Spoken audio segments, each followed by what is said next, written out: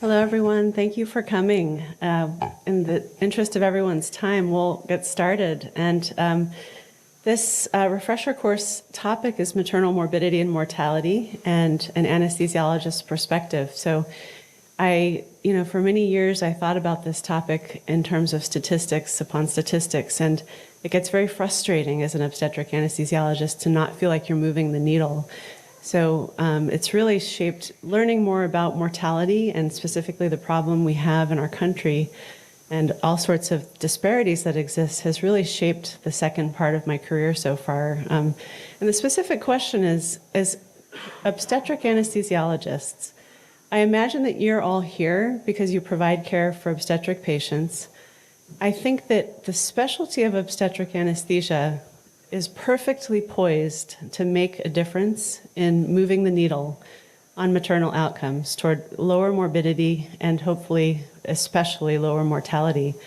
So a lot of this lecture is a focus on what tangible things we can think about and do within our subspecialty toward that purpose.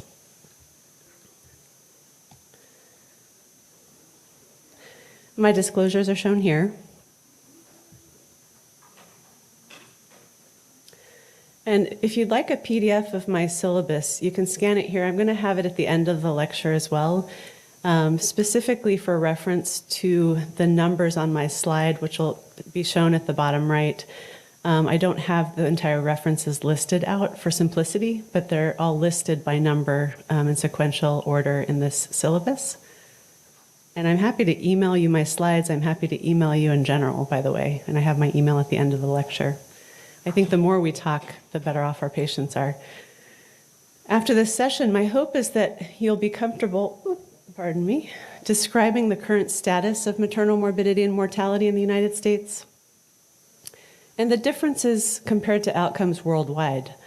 Understand the factors that contribute to this increased risk, again, towards the tangibles. What can we do? How can we approach our care to make things as safe as possible for lower maternal morbidity and mortality?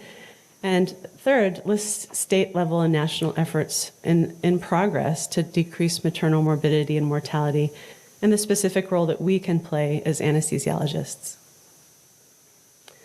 So we have to start with some definitions for mortality in obstetrics. These are from the World Health Organization. So if you look at the largest capture in pink, it's pregnancy-associated death, defined as death during pregnancy or within 1 year of pregnancy, regardless of the cause. This is that broad capture of cases that happens at the state level. Deaths can then be classified as pregnancy-related if they're within that 1 year period and result from a pregnancy complication, a chain of events initiated by pregnancy, or aggravation of an unrelated condition by the physiologic effects of pregnancy. And then you have, honing in further in purple, pregnancy-related deaths further classified as maternal deaths if they occurred during pregnancy or within 42 days of termination of pregnancy from any cause related to or aggravated by pregnancy. And this excludes accidental causes. So this is kind of the conceptual framework and terminology. Also, what you see in the literature a lot is maternal mortality ratio, or MMR, and this is the number of maternal deaths during a given time period per 100,000 live births in the same time period. So that allows us to compare death outcomes across regions with a little bit more clarity. So if you look at data from 2000 to 2020, the global MMR did decline by 34%, from 339 deaths down to 223 deaths per 100,000. I think it's always good to be on the decline, but this is still a staggering number, and it's an average number. So if you look at rates specific to sub-Saharan Africa, consider South Sudan, which has a 2020 incidence of MMR of 1,223 per 100,000. That's one mortality in every 7 pregnancies. It's really hard to even imagine that. So while the US is a relatively safe place to survive pregnancy, as you can see on this heat map here, our 2022 MMR was 23 per 100,000. And there are 54 other high resources countries where the MMR is lower. Dr. Leffert, in her lecture this morning, her Gertie Marks lecture, pointed out that our rates are matching far, far less resourced countries. So, there is some element of we're doing a really good capturing our death rates, and that's talked about, but I think even, with that in consideration, our mortality rates in this country are way too high. Another thing you have to think about in this topic is disparities in outcomes. If you look at the MMR in the US, it was 19 versus 49.5 per 100,000 for white versus black women. And to me, that's staggering. So how do we go about tackling this problem? The first major challenge we face is that the accurate, timely, and reliable reporting of maternal mortality in the US has proven to be difficult. And I think it's because of the size and vast expanse of our country. If you think about places that capture death rates very well, the United Kingdom, for example, you could fit several in the state of Texas, right, in terms of the population and density. So we have to think of this at the state level as an aside, and I'll talk more about that at the end of the lecture. But right now in the United States as a whole, we have 3 different US government data sources for maternal mortality shown here. The National Vital Statistics System, or NVSS, reports national maternal death rates in accordance with that WHO definition I mentioned. And then the Pregnancy-Related Mortality Surveillance System, or PMSS, reports national maternal mortality, adding pregnancy-related deaths. And finally, you have your MMRC, Maternal Mortality Review Committees, which report state-level data. They pinpoint specific contributors, and importantly, through this process, determine preventability and actionable recommendations. So I think if you look at how I represented these systems in this slide, you can tell that I think the MMRC has the biggest role in terms of creating, again, actionable recommendations based on specific case review of each death, and that occurs at the state level. So I think this is the key to advances towards lower maternal mortality, is focusing on the MMRC. So we have relatively fresh data this year from the US in 2023, published by the CDC, which I've just put in comparison to 2022. If you take the raw maternal deaths captured, we've improved over the year from 793 down to 676. And you can see how that translates to a maternal mortality ratio 21.5 to 18.7, and an incidence down to 1 per 5,347. The problem here is that if you look at deaths across the board, at least 50% are considered to be preventable. And again, our rates of death remain higher than in 54 other high-resource countries as of a most recent report. The other thing to consider here when we're talking numbers is severe maternal morbidity is also very debilitating and happening at a much higher incidence than mortality. Almost half the cases of both morbidity and mortality are preventable. There's intense scrutiny on identifying causes and contributing factors, preventive measures that can be employed, and figuring out why the US lags behind so many other high-resource countries. I don't have all the answers here, but I can say that we've really got our work cut out for us here. And I think in obstetric anesthesia, we have the tools to think about solutions. So the first thing to do clinically is think about who you should have higher vigilance in terms of your care for.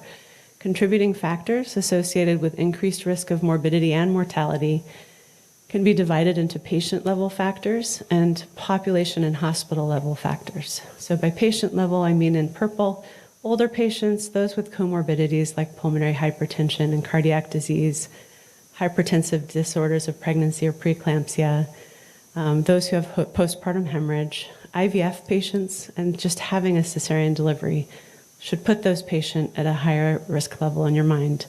And then population and hospital level factors, which we have less control of but can observe and stratify our care for: obese, diabetic patients, non-white, less educated, and less well-insured patients. We can think of our improvement areas also related to provider issues. At the top here, consider wrong or delayed treatment, poor communication, lack of education about treating a certain condition.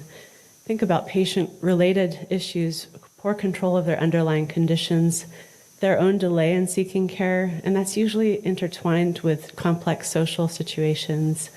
And then at the system level, we could do better with how we transfer patients to higher levels of care when they need it, refine our policies and procedures so that care is more prompt and standardized, and again, enhance our communication. Communication is often at the root of poor outcomes upon these maternal death reviews. And unfortunately, embedded in all of these layers is racial and ethnic disparities. So I think any time you're considering improving your systems toward lower morbidity in obstetrics should be applied through the lens of race and ethnicity at the same time to consider disparities. I think if we understand what's driving disparities, we'll capture ways we can improve the entire system because our problems affect patients in such a disparate way. And it's a persistent problem. I'll talk to you about that in a minute. This study captures a bit of what I've covered so far, the importance of maternal mortality review, or MMRC data, causes of mortality, and race ethnicity concerns. This report was an analysis of data from 36 states. So the mortality review committees across 36 states captured just over 1,000 pregnancy-related deaths. And what they found was the leading cause of pregnancy-related death varied by race and ethnicity. And again, over 80% of pregnancy-related deaths were determined to be preventable. One thing that I would encourage you to do is find out who your state MMRC anesthesia member is. I serve for the state of Massachusetts, and it's incredibly profound to sit on the committee and review each maternal death that happens in the state and look at the preventable issues that happened. It's always easier in hindsight, right? But there are things that I think can be planned and prevented with more assiduous work on the MMRC's part. So these were their results. If you look at the left column, you can see the overall top cause driving pregnancy-related maternal death is actually mental health conditions. Hemorrhage is a second, and it's been persistent as the most preventable source of morbidity and mortality, hemorrhage, followed by cardiac conditions, infection and sepsis, thromboembolism, and cardiomyopathies. The point of the right-sided schematic is just to demonstrate that if you look by race and ethnicity, you'll find that there are different drivers of poor outcomes. And I think that by focusing on why that might be the case, we can refine our care as well. So I'm going to delve into this part of the talk to provide a constructive framework for us as OB anesthesiologists, because the question really is, what can you do, or collectively, what can we do by focusing on these key drivers of maternal mortality: postpartum hemorrhage, hypertensive disorders of pregnancy, cardiovascular disease, sepsis, cesarean delivery, and of course, we can't ignore anesthesia-related complications, even though the rate of those has diminished wonderfully. It's still, when they happen, as you know, they're terrifying. So by focusing on these key drivers of maternal mortality, I want to touch upon each topic with some recent updates and frame it in relation to mortality. So we're going to start with postpartum hemorrhage because, as I said, it's the leading cause of preventable maternal morbidity and mortality. Rates are increasing over time, and the most common cause, as you may know, is uterine atony. A U.S. database study looked at hemorrhage and found it was the leading cause of actually maternal cardiac arrest during admission for labor and delivery. So if a woman walks into the hospital to deliver a child, has a maternal cardiac arrest, the top cause of those situations was postpartum hemorrhage. And the survival to hospital discharge in that situation, by the way, was only 55%. So if exsanguination causes arrest, it's very hard to come back from for so many reasons. Analyses in the United Kingdom and the US consistently demonstrate that too little is done too late in these cases. Delayed recognition and management is driving the majority of hemorrhage deaths. And if you look at these reviews at the state level or in the UK on a national level, this expression, too little done too late, can accompany almost every hemorrhage-related death. So we as anesthesiologists are central to changing the narrative. If you're on your state MMRC and you're seeing this happen with some frequency, that's time to work at the state level and roll out initiatives for better hemorrhage management. And we have all the tools to do this. So I think it's the most exciting time to be in OB anesthesia for this purpose. But in general, we need to prioritize early detection with maneuvers to quantitate blood loss as accurately as possible, because that's what triggers all of our interventions. For something that is at the top of every hemorrhage protocol, people take it pretty loosely with estimated blood loss, visual estimation of blood loss, and I think that there's some important work being done to better quantitate blood loss, to recognize hemorrhage as early as possible and be right on it and minimize it. We need to provide prompt, targeted treatment, have a hemorrhage medication kit immediately available, transfuse blood products while correcting coagulopathy. Coagulopathy is rare, but if you miss it, it's a big problem. Early consultation of patients with suspected placenta accreta spectrum is key, so we can coordinate that multidisciplinary planning for critical care that these cases demand, and appropriate staffing and resources for hemorrhage resuscitation or transfer to a different hospital when appropriate. Again, we can lead hemorrhage and other bundle implementation, address compliance and barriers to implementation, and conduct quality improvement efforts. I like to think of the obstetric anesthesiologist on the labor and delivery unit as the leader in patient safety. This study was actually done at my institution. We looked at the National Partners for Maternal Safety Hemorrhage Bundle when it was published in 2015, by the way, across 4 specialty journals. So this was considered a multidisciplinary effort, and just said, I wonder how well we're doing with these 13 bundle elements. And the study was born. We took surveys across disciplines using what's called a Delphi technique of sequential surveys to gather consensus across groups. And all we asked was, do we have this bundle element in our unit, yes or no? And if the answer is no, how important is it to you to have it, and what are the barriers to implementation? So we asked our nurses, our obstetricians, our surgical techs, and our anesthesiologists. And by gathering consensus, we've been able to integrate 7 advances in hemorrhage safety. What I want to show you is the results we found, which are pretty surprising. This is a very well-oiled machine labor and delivery unit. We found that every bundle element, upon surveying our group, was ranked as deficient by at least 1 person, and nearly half of the elements were rated as deficient by consensus. So what this tells me is that every center should scrutinize their unit for deficiency and then pull in their team to make the differences and the changes. And you can literally cause morbidity and mortality reduction through safer management of postpartum hemorrhage. And remember, it's the leading cause of preventable morbidity and mortality, so it's high yield. This was a tangible, nationally supported way through the bundle to improve maternal safety from hemorrhage. And I'd love to hear about whether you've done something similar or you would like to. This was another QI study evaluating an intervention for establishing postpartum hemorrhage cart and medication kits. The problem at hand was identified through performing an in situ hemorrhage simulation, so anybody could do this with simulation, and they found that delays in treatment were due to supplies being way too far away. So this team used Lean Six Sigma tools to create a process map, which you can see on the right there, and the time and distance is shown. And before the intervention, it took them 11 minutes and over 4,000 feet to get their methergin and hemabate and uterotonics. After the intervention, it was reduced to just over 2 minutes, less than 500 feet. So when minutes count during an acute hemorrhage, this is a very meaningful difference for patient safety. It's something highly achievable.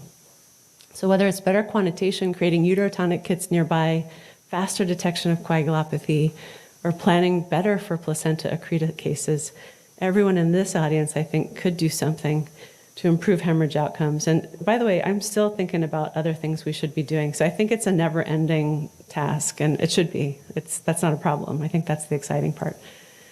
So shifting gears to preeclampsia and hypertensive disorders of pregnancy. We know hypertension-related morbidity and mortality in obstetrics is potentially preventable. It's an early aggressive treatment of severe range hypertension is paramount because the leading cause of death from preeclampsia is hemorrhagic stroke.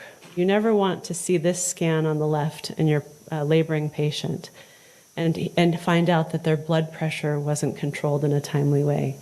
And by the way, preeclampsia complicates up to 16% of pregnancies.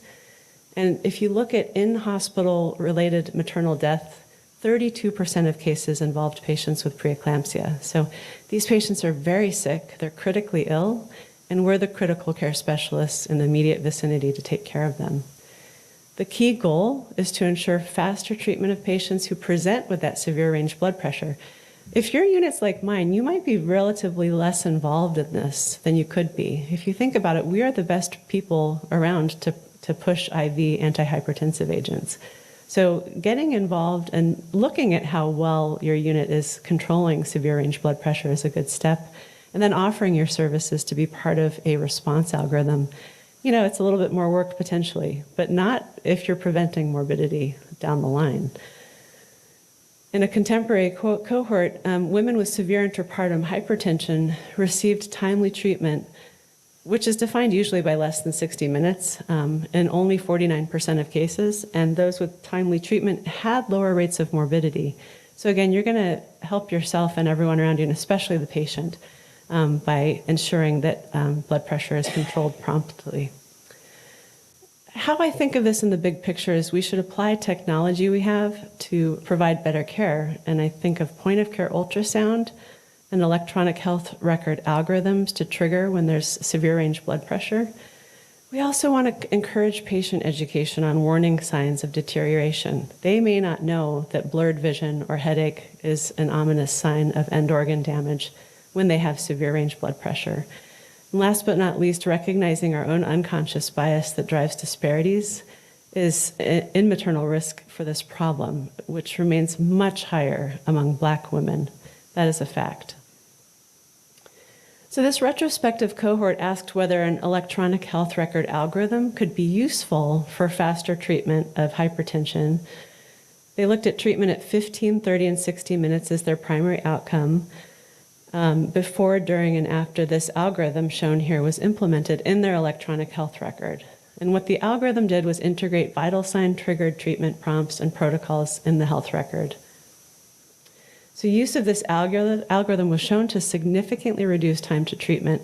And I'm going to show you particularly at the most optimal goal here of 15 minutes or less. 37% were treated within 15 minutes before the algorithm versus 56% after the intervention. So I think the take home here is that we can all advocate for these automated algorithms or other mechanisms if you don't have the EHR. But the key is to detect and treat severe range blood pressure as quickly as possible. Just because we're not in the operating room watching directly, we should think of these patients with the same degree of vigilance on the labor floor.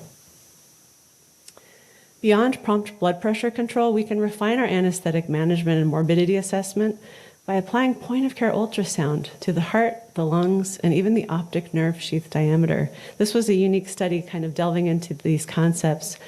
They looked at the prevalence of pulmonary interstitial syndrome, cardiac dysfunction, and increased optic nerve sheath diameter. They looked among 95 women with late-onset preeclampsia with severe features, and they also looked at their albumin and B-natriuretic peptide markers. So what they found was a high prevalence of pulmonary edema, diastolic dysfunction, and increased optic nerve sheath diameter in patients with preeclampsia. And by the way, that optic nerve sheath finding is a marker of high elevated ICP. So it's a very interesting tool we have to assess severity. They found that pulmonary edema wasn't associated with nerve sheath changes or albumin, but cardiac dysfunction was associated with pulmonary edema and BNP evaluation. So we have this literature helping us to refine our use and interpretation of point-of-care ultrasound to provide better critical care at the bedside for these patients. I'm going to change gears to cardiovascular disease. It's another key focus when we think about maternal mortality. As the number of women with congenital or acquired heart disease increases, experts recommend cardiovascular screening, patient education starting preconception, and multidisciplinary team planning. And the American Heart Association has highlighted the importance of the anesthesiologist on the pregnancy heart team, So our role has been very endorsed and defined across specialties as integral members to help coordinate care, transfer care when appropriate, and pull out our toolkit with point-of-care ultrasound and other mechanisms. For women with cardiac disease, it's important to realize actually more than half of their complications occur antepartum. So, we may not have been involved in some of their deterioration, but it's really important when they come through for labor that we assess that history of how they've tolerated their pregnancy, what events they've had prior to our care for labor and delivery. For our interest, though, events that occurred intrapartum, of course, are of higher yield. So this cohort looked at 15 pregnancies in women with heart disease and identified key intrapartum concerns shown above the box there to be heart failure, ventricular tachycardia or atrial arrhythmia, and aortic dissection. The overall event rate for these things was 3.6%, 49% considered to be preventable. And the most important thing here is that 74% of those preventable events involved provider factors that could be improved upon. So I like this paper because it's very clinically helpful to think, okay, if I have a patient with congenital or acquired heart disease, these are the things and mistakes that have been made that could prevent further morbidity. So look at this here. The bar graph conveys how two-thirds of the events do occur in the antepartum period. The blue shading represents preventable events. But the top issues and provider errors are here. And I think it's very well worth thinking about for us. Failure to identify conditions as high risk, delay in treatment or intervention, late recognition of cardiac deterioration, and inappropriate treatment. So it's just a nice context to approach all pregnant patients with acquired or congenital heart disease in a framework of risk and known management pitfalls as a good strategy to lower preventable adverse events. And we're seeing more and more of these patients. You could probably agree with me on that. So sepsis is another leading cause of pregnancy-related death. There's some old data that's helpful for context here. Between 1999 and 2006, sepsis was the direct cause of 15% of pregnancy-related deaths in Michigan, with an MMR of 2.9 per 100,000 live births. Importantly, delays in care were identified in more than 70% of sepsis-related maternal deaths, with more than doubling the mortality rate with delayed antibiotic administration. So the answer for how we can help in this problem is very clear. Practice vigilant antibiotic stewardship to be sure patients are getting appropriate coverage quickly, prompt diagnosis and management of deterioration, and in parallel, advancing our specialty with advanced critical care and point-of-care ultrasound, as I mentioned, so that critically ill patients can receive cutting-edge treatment and escalation of care, especially if it involves transfer off of your unit. Staying up to date on evolving antibiotic guidelines is key to that stewardship. Azithromycin may lower risk of sepsis in women planning vaginal or cesarean delivery. It hasn't lowered mortality in US studies. This was an international meta-analysis where single-dose azithromycin prior to vaginal or cesarean delivery lowered sepsis rate from 1.7 to 1.1, again with no impact on mortality. But there are evolving sources of literature on antibiotic administration. Staying up to speed on those and making sure that your unit complies with those changes is very appreciated by the whole team. I think I'd fail if I didn't mention patient-centered care when it comes to sepsis, because again, delayed recognition and treatment is the mortality source. Better patient-centered care is a key component to earlier treatment and lower risk.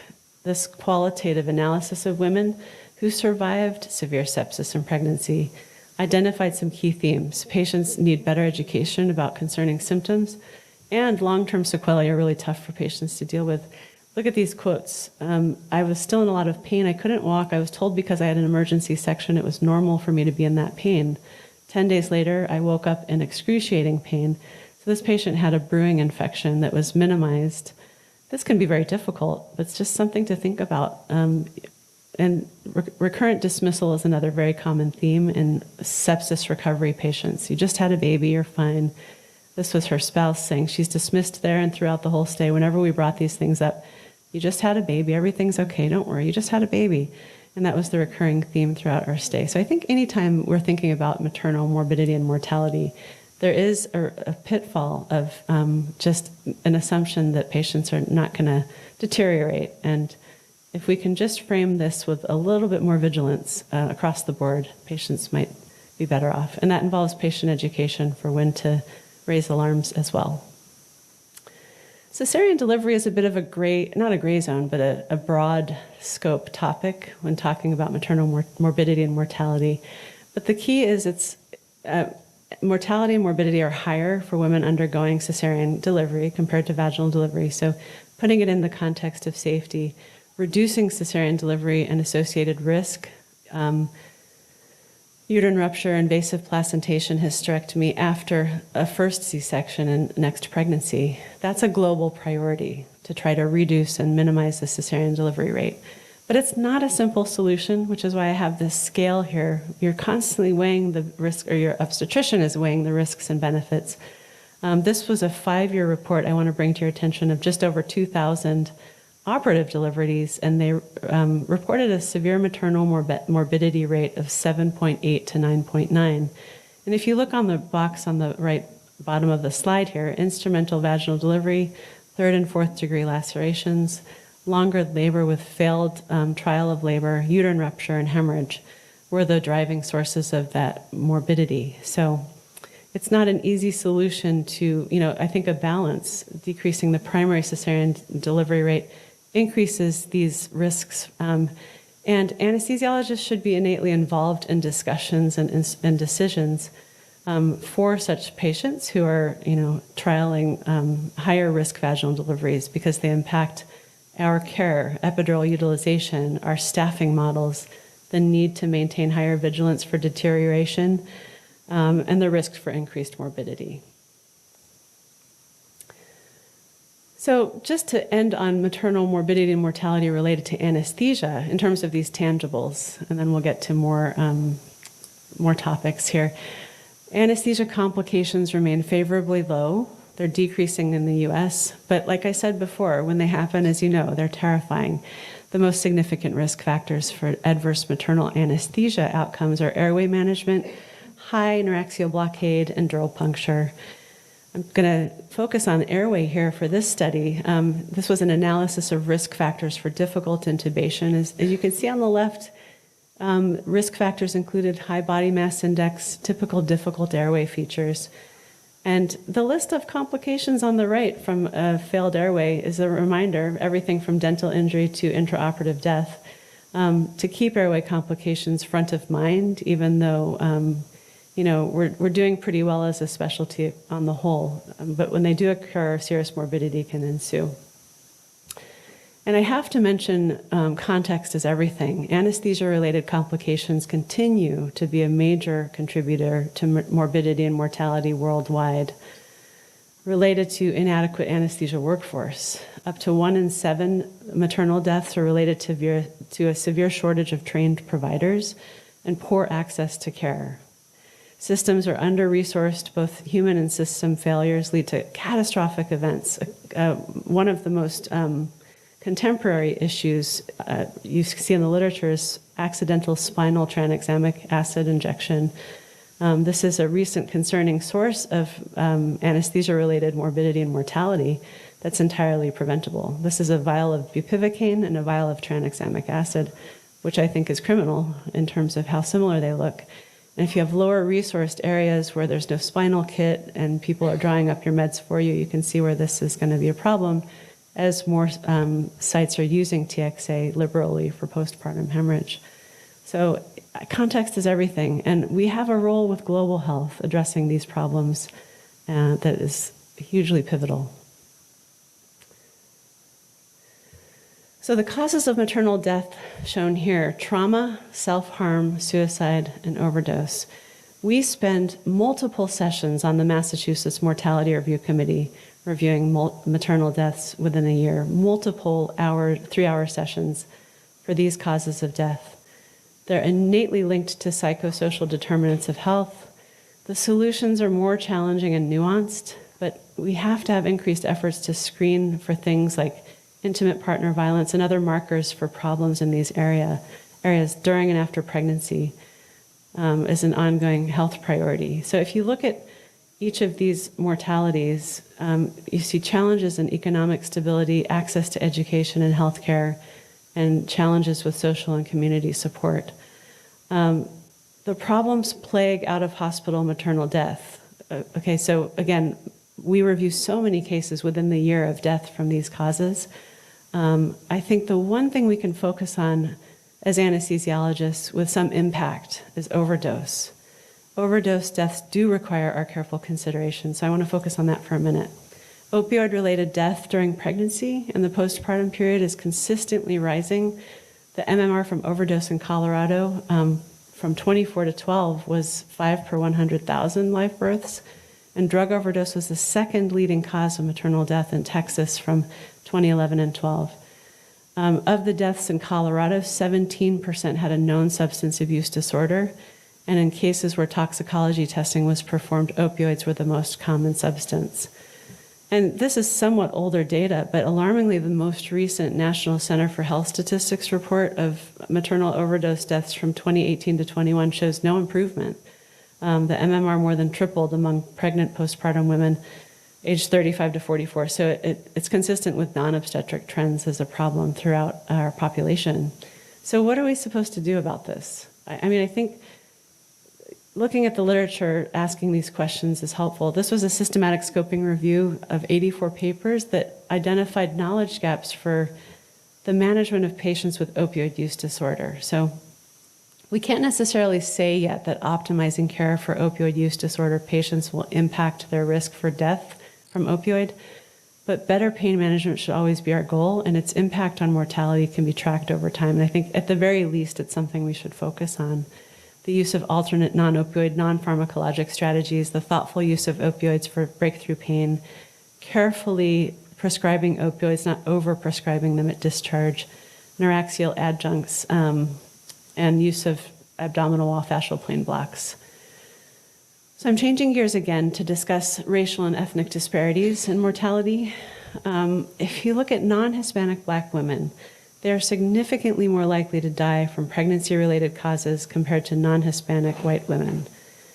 A database study reported 2.4 to 3.3 times higher MMRs for Black women compared to white women for things including preeclampsia, eclampsia, abruption, placenta previa, and postpartum hemorrhage.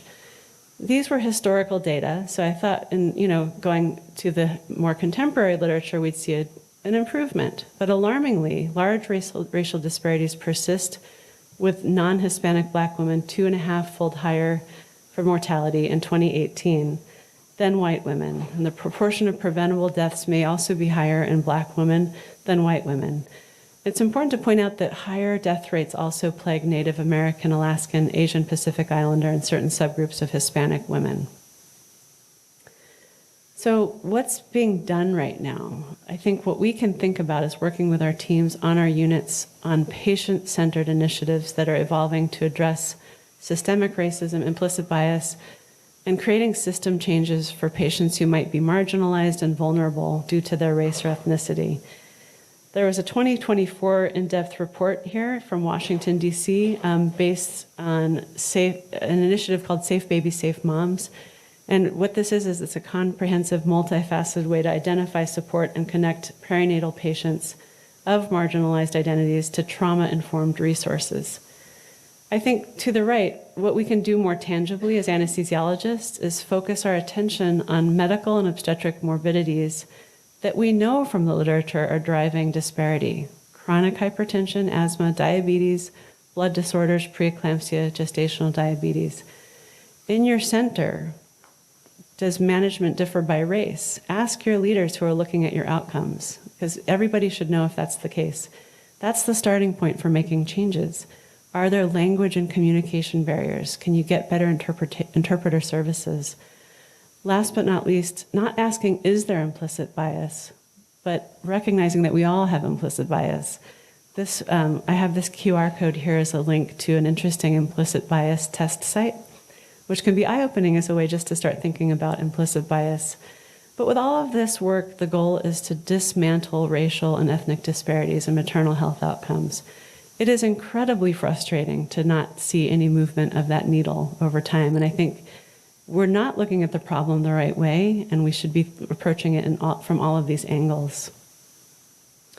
Delivery hospitals implicated in disparities when you look at statistics. Hospitals that care for Black women or Black and Hispanic women, in some studies, are more likely to have higher rates of severe morbidity and poor quality ratings in conjunction. Hospitals that care for Indigenous women are more likely to be in rural settings. So these are really tough challenges to handle. Interestingly, severe maternal morbidity does not always occur at larger hospitals that manage more risk. A national analysis of 2 million deliveries at low-volume centers showed increasing morbidity over time, similar to maternal level of care hospitals. So what that tells me is that quality improvements necessary at all hospitals, irrespective of their level of care. This was an analysis of admissions to the ICU and mortality rates from 2016 to 19 in rural versus urban locations. And it demonstrated an increased overall mortality over time, but it was in rural settings that ICU admission was higher and mortality rates were double. So this is, a marker in this environment that small volume facilities should seek consultation and hone their transfer capacity to tertiary centers earlier during care. So in response to studies like this, the Society for Maternal Fetal Medicine and ACOG levels of maternal care have created levels of maternal care recommendations for center capabilities and where patients with specific risk factors should deliver. So this is their initiative here, and I want to show you a snapshot schematic of what these levels of care are. Just to draw your attention to the last two lines, levels 3 and 4 maternal levels of care hospitals are expected to have a director of OB anesthesia with fellowship training or equivalent for level 3, and level 4 expects that OB anesthesia staff are available at all times. So I think it's really reassuring that we have evolved with OBGYN organizations to be recognized as the appropriate staffing to manage highest risk pregnancies at levels 3 and 4 hospitals. So just to end on more things we can think about in our practice, assessing risk and detecting deterioration are a priority for us for morbidity reduction. As I presented earlier, more than 1,000 maternal deaths across the United States in that study of 38 MMRCs, 84% of the deaths were deemed to be potentially preventable. So what does that mean? For in-hospital deaths, how can we identify high-risk patients upon admission for heightened surveillance and tailored care? Some tools are evolving in the literature and that you may have adopted on your unit already that might help towards this purpose: the Obstetric Comorbidity Index, virtual ICUs, maternal early warning systems, and device technology such as Alert Watch. The OBCMI tool was created and validated by Brian Bateman and colleagues. What he did was analyze morbidity outcomes and maternal conditions on admission, weighted by logistic regression to come up with a risk score tool.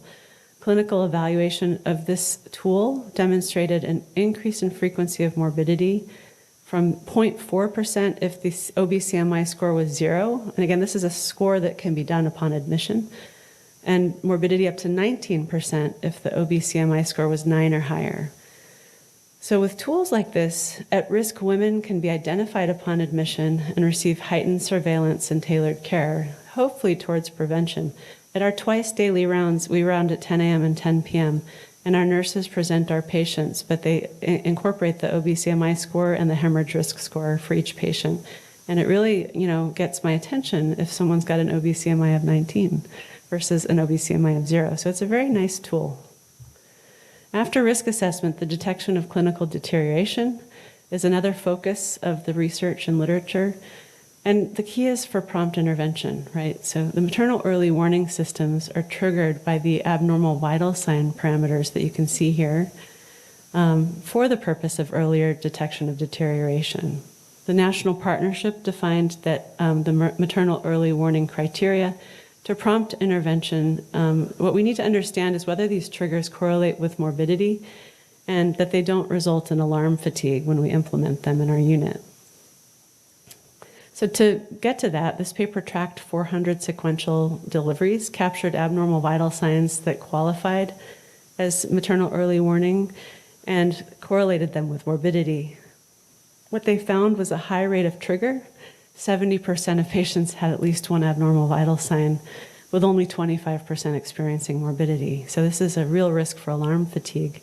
But top 3 morbidity causes were hemorrhage, infection, and preeclampsia. So the tool has high sensitivity in that if it's not triggered, it's reassuring against morbidity, but low specificity. And it seemed to improve if there were multiple versus isolated triggers. So just thinking about negative predictive value, excellent, but more work to be done to refine specificity. This study retrospectively compared a separate alert system, the Alert Watch, to the maternal early warning criteria in patients with severe hemorrhage, not in the operating room. So this is a good capture of patients we might not be aware of. And this was within 24 hours of delivery. This is an early warning paging system developed by the healthcare system that published it, with pages sent out for criteria more restrictive than the early warning criteria, and the shock index and anemia added onto it. Severe hemorrhage was defined as needing operative management, 4 or more blood cell transfusions, 2 and 2 transfusions of blood and plasma, or 1 dose of furosemide or ICU admission. And they tracked 8,000 deliveries, found that severe hemorrhage occurred in 120 patients. And you can see the number of alerts they received is pretty staggering, 2699, less so for the more restrictive Alert Watch system. Both systems had excellent negative predictive values, but again, the sensitivity could use work. It seems to be enhanced if the tools are used in combination. So what these studies indicate is that vital signs alone are not enough to capture and manage morbidity. These tools still need some refinement. They might be better combined with cumulative alerts tracked. And there's a lot of increased focus on creating deterioration indexes, again, to capture trending as opposed to single isolated vital signs. But I think the important take home is whatever criteria you're using to trigger your response systems, tailor it to fit your unit. Specify its name and content. This one, for example, is called the Stage 1 Variance Protocol. If anybody on this unit calls a Stage 1 variance, the entire team knows that that means they're to report to the bedside to look at the patient and come up with a care plan. So you define what it's called, who can call it, with liberalization of who can call it, so that you have more Stage 1 calls and avoid deterioration to crisis management. That's the culture you want on your unit, is encouraging people to call variants and provide safer care earlier on to avoid deterioration. Safety bundles are critical tools we should all use. I want to give you a little background on these bundles. The Council on Patient Safety in Women's Healthcare, founded in 2011 by the American College of Obstetricians and Gynecologists, led 19 organizations across disciplines, and happily include the ASA and the Society for Obstetric Anesthesia and Perinatology, or SOAP, to create 12 safety bundles, and the organization had its dissolution in 2021. So they left us with these incredible bundles for patient safety. And the first published bundle was in 2015, which I mentioned was the hemorrhage bundle. These resources are now maintained by the Alliance for Innovation on Maternal Health, called AIM. So AIM is archiving the bundles for easy access. The goal of AIM is to help states and birthing facilities with these evidence-based safety and quality improvement resources. So it's really a wonderful resource. Each bundle is organized by categories of readiness, recognition and prevention, response, and reporting systems and learning. As I discussed earlier on the topic of hemorrhage, every labor and delivery unit can put these to use in a way that works for their unit, and it's usually through gaining consensus across your teams. Even partial implementation of any of these bundles can work towards lower morbidity.